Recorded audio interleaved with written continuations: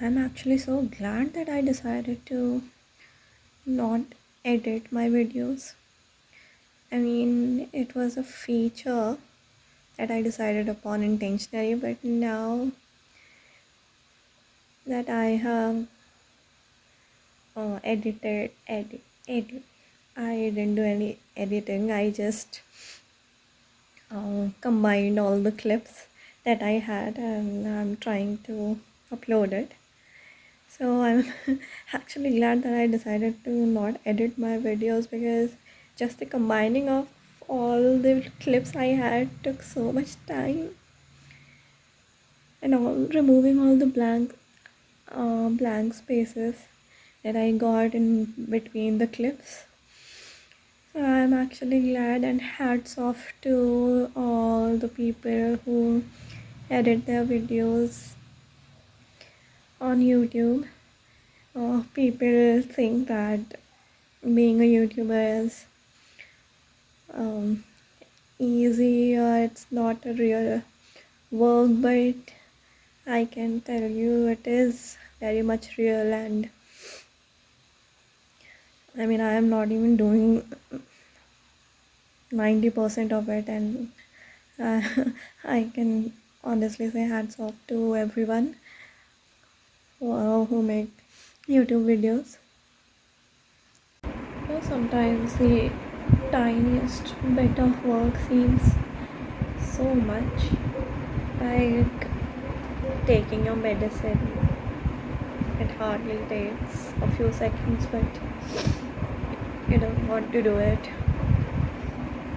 Like washing your face, which I have to do now, but I'm procrastinating it for about half an hour. I think I will get up now, or try to get up. Update: I didn't wash my face. You can guess why I have so many pimples. I think I will just sleep now. Will wash my face tomorrow. So I'm reading this book called Grit. It is about how talent is not the only thing which can get us to success. I mean, talent just does help, but just talent can't get you there if you don't have resilience, if you are not persistent, if you don't have grit. If I talk in the language of the book,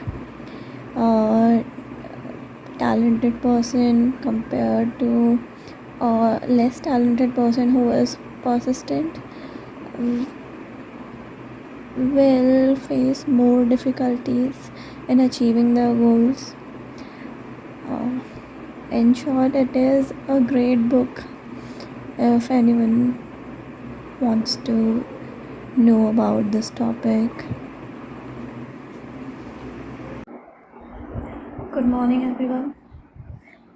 So, I woke up late today and did not go to the gym because of the muscle I pulled yesterday. I still have some pain, but I managed to oil my hair and wash my face.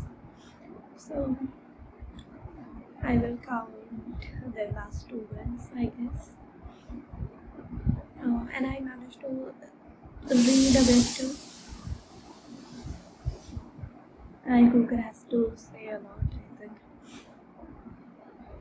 So I managed to read a lot. I'm reading Crime and Punishment, and it is actually quite interesting.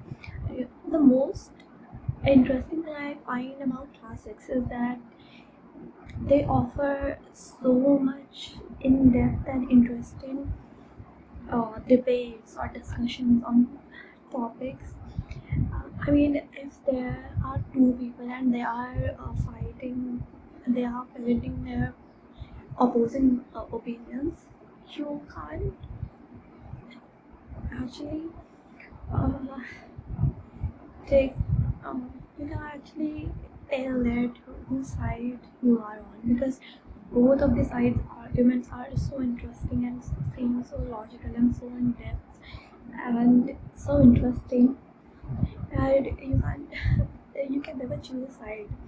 And classics are one of the best monologues, I think. So if you want to read a classic and you think it is boring, just read it for the monologues. So the Crime and Punishment book I'm talking about, it is quite interesting. It is about a young man who is very poor, and he want to find some solution of a quick solution for his problem. So he decides to rob an old lady. She's a pawnbroker, and he decides to rob her and murder her. But things, of course, don't go his way, and he is now under a lot of people's surveillance, I guess. So this book feels like you are going insane as you go on reading this book. With the character's name is really difficult, so I used to call him Rascal. A lot of German and Russian literature has very difficult names and a lot of nicknames for their characters too, and the names are really long too. So I just tend to give them nicknames. It is easier for me to read, but it feels like, as I was saying, it feels like you are going insane with the character, with the main character, because he is going insane bit by bit, in the anticipation that do people know about him, do people doubt him, or is it just in his mind, a mirage as he calls it. Yeah, but it is quite interesting, and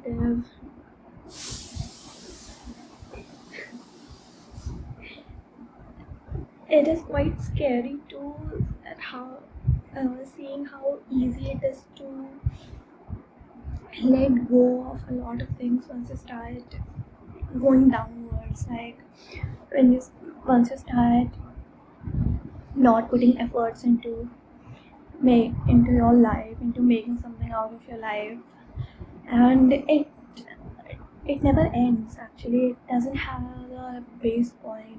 You go downwards and downwards into the spiral, and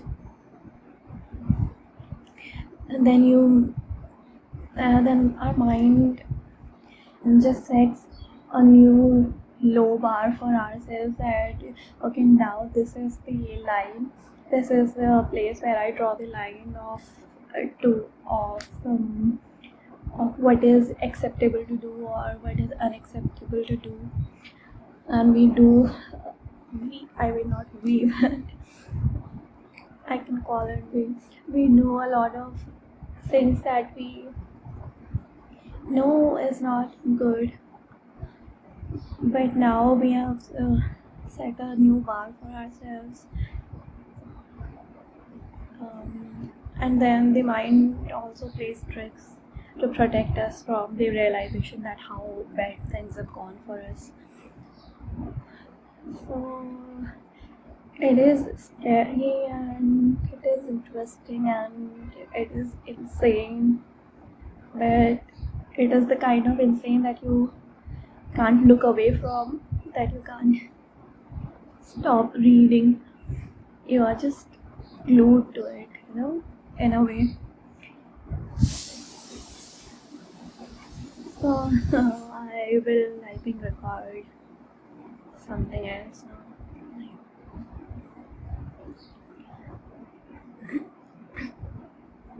And just now I was reading a monologue in which he was talking about an article he wrote. So the main character, he wrote an article, and in that he distinguished people in two different categories.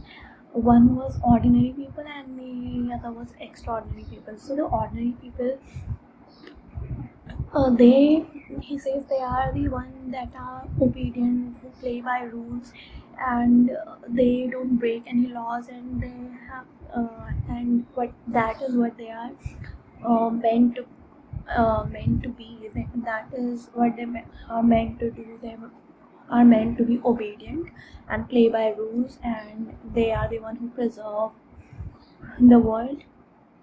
And the second category, the extraordinary people, are the ones who break all the laws, who break all the rules, who want to do something, who have goals, and they want to achieve their goals at any cost, and they strive for bigger things, and they are meant to break laws in that during that journey in order to achieve their goals. Like uh, a lot of kings who have killed many innocent people in war, but there was a goal that they wanted to achieve, and they did that by uh, committing a lot of crimes too, and they are meant to do that, and they are the people who push the world.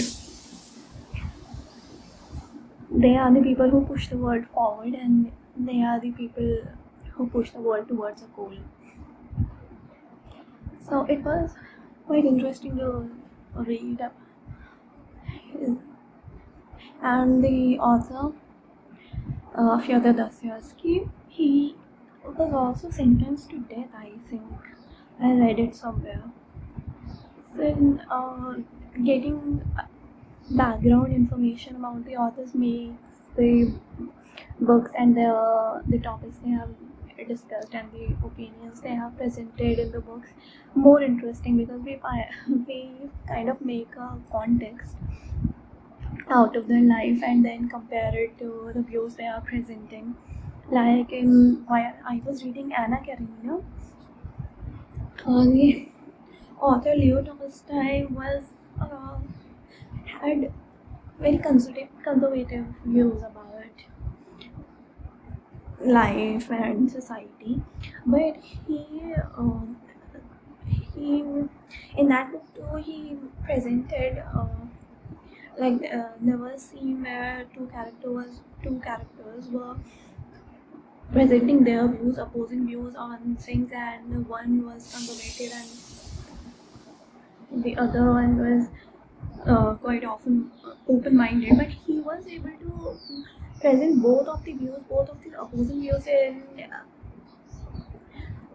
such a way with uh, what in such a way that you can't even guess what his personal views are.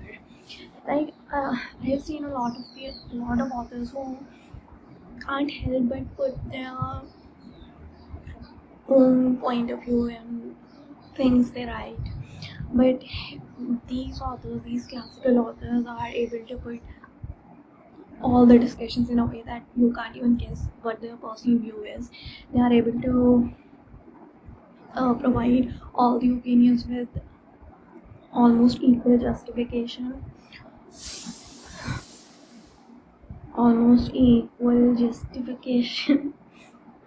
Uka is not going to shut up. And almost equal clarity. So I was shocked to find out that his views were so conservative, because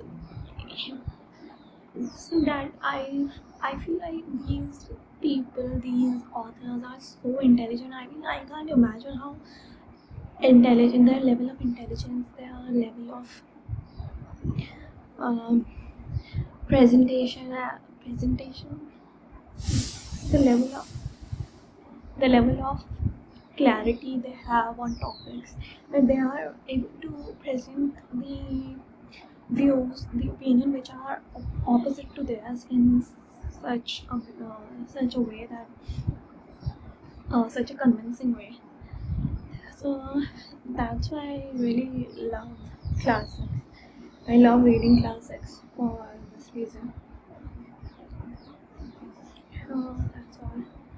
And if anyone wants to read classics, then there are the Penguin editions and the Oxford Classics editions are really good because they provide a lot of background information too and a lot of notes too. So I find it these are the best editions to read if you want to buy a classic, because you can get all the additional information. Like I really loved Wuthering Heights too when I read about the Bronte sisters. It was quite interesting. And then of course, I read Pride and Prejudice and about Jane Austen. It was heartbreaking to read about her, the woman who wrote so many such great love interest, did not find herself the love she deserved, I think, and she died in such a poor way. So, but her characters are so lively. Her love interests are so perfect. I think the men and women, and her books are not only just love stories. Her books are so much more. The characters, I loved the characters. They are so interesting, and you can, even if it is a classic and it is set in a really old period, but the characters are so relatable. I mean, you can read, and no matter how absurd and weird the characters are, you can think of at least one or two people you know like that. So it was quite fun reading her books. I think her books, I have read Pride and Prejudice and Persuasion, and I gave 5 stars to both of them. I think she is the only author I have given 5 stars to for both of her books. Actually, I don't go a lot by authors. I mean, I don't see a particular author while buying books. I just see the title, see the back of the book, where blurb is given, and I just decide whether I want to read it or not. So I haven't found any favorite author as of yet, but maybe Jane Austen will become one. So yeah, that's all for today. No, that's not all for today. No, shut up. So I think I will be now. I will try to tackle some of my coursework, the diploma work I have to do. I love coding, I love the part where I have to go, where I do the coding and I see the outputs, because it is an instant reward. I can see the work I have put in, and I can instantly see the outcome of it. A lot of courses you don't see the output. I mean, if you are reading something theoretical, then you don't see the outcome of the knowledge you have. But in programming, this is the great thing, that you have the knowledge, you implement it, and you immediately see the output. So it is quite rewarding, and we can immediately get the feedback too if the code doesn't run the way we want it to. So for that reason, I love coding. But the part where I have to listen to the lectures and do the theoretical work, that puts me off. But the practical part I love. So I think I will just dive into the practical part now. Or maybe I will just watch the 15 minutes. I will watch the video lectures in parts, 15-minute parts. And then I will take a break or something. I will read. I'm also reading another book called Grit. I think I talked about it yesterday. I mean, I didn't talk about it much, but it is an interesting book too. It talks about how only talent doesn't help people. It's the perseverance, it is the dedication to which we stick to our goals. we are able to stick to our goals for longer periods of time, and it is and it does. I don't think a lot of people may think that if you love something, then you will enjoy doing it, but I don't think it is true all the time, because yeah, we enjoy doing something, but we can't enjoy it all the time, and we can't enjoy every part of it. So I think when you are gritty, and if you truly love something, then you are able to do the hard parts too, and you know what reward it will give you, and you know that it is the hard work you are putting in, it is all worth it, and why you are doing it. Otherwise, if you don't love doing something, then a lot of time you will think that why do I have to go through something so difficult. So that in that case, I think people a lot of times say that you are in flow, and you love doing if you love doing something, you enjoy it, but it is not true. Like I talked about coding, that I don't like the part where I have to do the theoretical work, but the practical work I love. So the theoretical part, I seem to think that I tend to think that if I don't if I do the theoretical part, then I will get to do the practical part, which I love. So it is kind of a reward. I look at it. I look at that as a reward. I will be getting. So yeah, in this one, grade 2, the author talks about this, that like she gives a lot of examples of the champions, of the experts and she gave them a questionnaire. So they also mention a lot of things that they find very mundane or very hard or not so enjoyable to do, but they do it anyways because they love the end result of it, because they are doing it for something they love. That is the hard work they have to put for something they love. And she also talks about how there are she talks about a story that a story not a story but she says that there are 3 bricklayers, and when someone asked them, the first bricklayer told when someone asked him what they were doing, the first bricklayer told them that he was laying bricks, and the second bricklayer told them that he was building,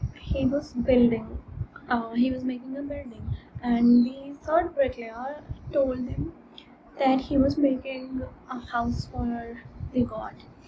So it is like the first bricklayer is seeing what he's doing as a job, and the second bricklayer is seeing what he's doing as a career, and the third bricklayer is seeing it as a calling. He's seeing it as it in a bigger picture, and he's seeing it as contributing to God. So it is called calling. So the people so there are a lot of people. There are 3 categories of people, and who see what they are doing as a job, either or career or calling. So the people who find their calling are more likely to be successful, but she also says that it is not more like finding, but it is more like developing a calling. So you see, so you have to discover a lot of things, you have to try a lot of things, and then you have to develop your interest and develop your calling, not finding it. It is not a full-blown product that you find it. It is something you have to build. So if anyone is struggling, maybe, or anyone is interested in reading this kind of topics, you can try this book. is quite good. Okay, now I'm rambling oh my god, from 20 minutes. I thought I'm not talkative, but I am apparently. I will go and do some work now.